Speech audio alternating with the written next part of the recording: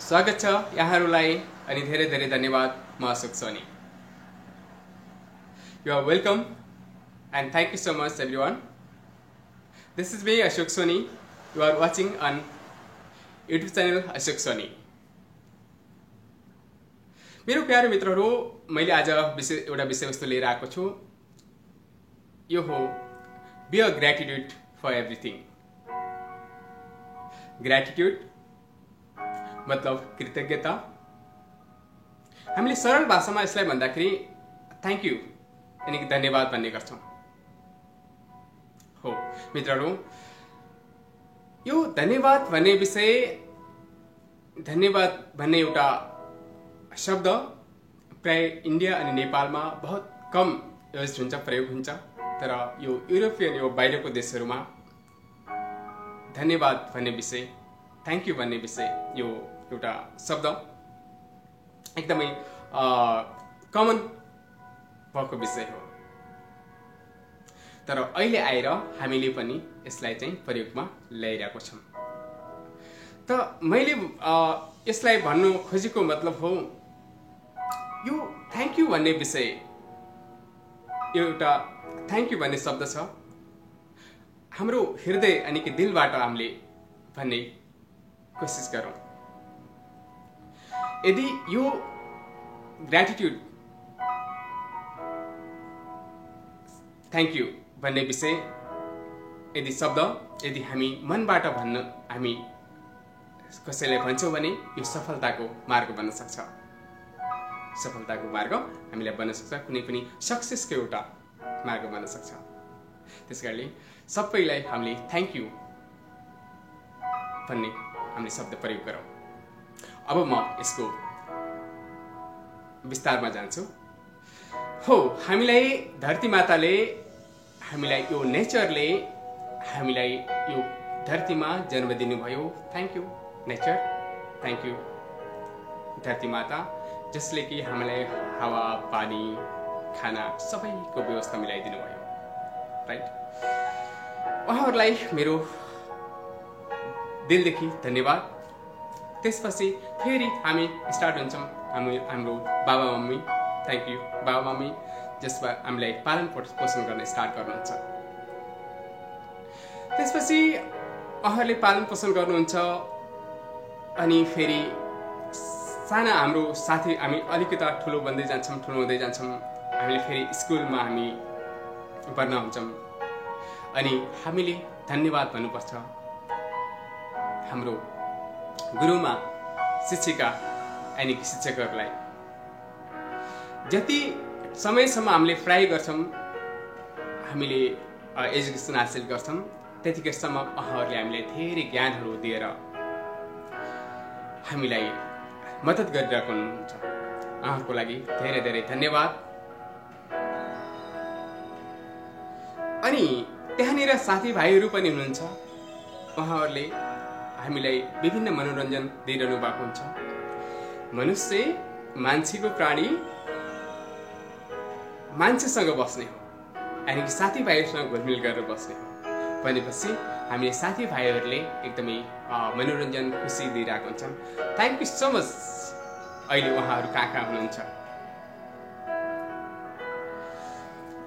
मेरो एउटा सानो स्टोरी म हजुरहरुलाई शेयर गर्न चाहन्छु त्यसपछि फेरि हामी स्कुलबाट एजुकेसन भइसकेपछि फेरि एउटा जबमा आउँछौं राइट अहिले हामी जब गरिरहेका छौं त्यस्तै जब गर्ने क्रममा म एउटा सानो स्टोरी सुरु गर्न चाहन्छु बोसले हामीलाई जब दिनुभयो या फिर कुनै हामी व्यापार गरिरहेका छौं त्यहाँ पनि हामी एउटा बिजनेस पार्टनरहरु हुन्छौं अनि ग्राहकहरुले हाम्रो बिजनेसमा एकदमै भूमिका खेल्नुहुन्छ त्यसपछि हाम्रो यदि हामी जब गरिरहेका छौं बोसले पनि हामीले काम दिएर हामी जो काम गरिरहेका हुन्छौं हाम्रो रोजीरोटी अनि हाम्रो घर गृहस्थीहरु चलिरहेको हुन्छ राइट सो मेरो प्यारो मित्रहरु thank you for everything thank you for our boss thank you for हाम्रो बिजनेस पार्टनर हजुरहरु कुनै पनि प्रोफेसनल हुनुहुन्छ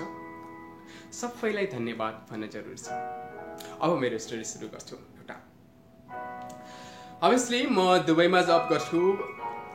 एकचोटि यो 3-4 वर्षभन्दा पहिलाको कुरा हो। म दुबईबाट छुट्टीमा गएको थिएँ, भ्याकेसन गएको थिएँ नेपाल।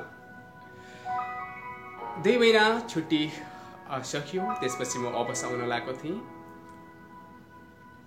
यो संयोगवश एउटा त्यहाँ सुर्खेतमा दुर्घटना हुन गयो। मेरो पर्सिको फ्लाइट थियो। आज म सुर्खेतबाट काठमाडौँ आउनुपर्ने थियो, तर त्यहाँ केही दुर्घटना भएको हुनाले सुर्खेत बन्द थियो। सुर्खेतको भ्याली बन्द थियो। त्यहाँबाट अर्को जिल्लामा जान आउन पाइँदैन थियो। नेपाल बन्द हामीले कमन वर्ड नै हो, सुनेको वर्ड हो हैन, शब्द। त्यसपछि त्यो बन्द भएको हुनाले म त्यहाँबाट आउनलाई अलिकति कसरी आउने भन्ने एकदम सोचिरहेको थियो, किनकि त्यहाँ त पुरै बन्द छ। तर हाम्रो छिमेकी जिल्ला जो बाँके हो, त्यहाँ चाहिँ नेपालगञ्जबाट एउटा बजार छ, त्यहाँबाट फेरि काठमाडौँलाई बस लाग्थ्यो। त्यहाँसम्म आउनको लागि बसहरू गाडीहरू केही पनि चल्थेन, किनकि त्यो नेपाल त्यहाँको जो सुर्खेत जिल्ला थियो बन्द थियो। अब मलाई आउनु थियो नेपालगञ्ज, त्यहाँबाट मलाई बस समातेर जो कि मेरो गन्तव्यतिर म आउनु थियो। अब यहाँनिर हाम्रो घरमा छलफल भयो। त्यसपछि मेरो एउटा भाइ छन्, भाइले चाहिँ हामीले सबैले कुरा गरेर उनले मलाई बाइकमा पुर्याइदिने कुरा भयो।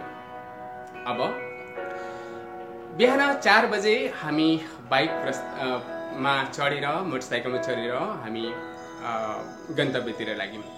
अनि त्यो बाइक थियो, मोटरसाइकल थियो, त्यो फेरि हामीले जेठान दाईबाट लिएको थियौँ, किनकि उहाँको नयाँ बाइक थियो। अब बाइक भाइले चलाइरहेको थिए।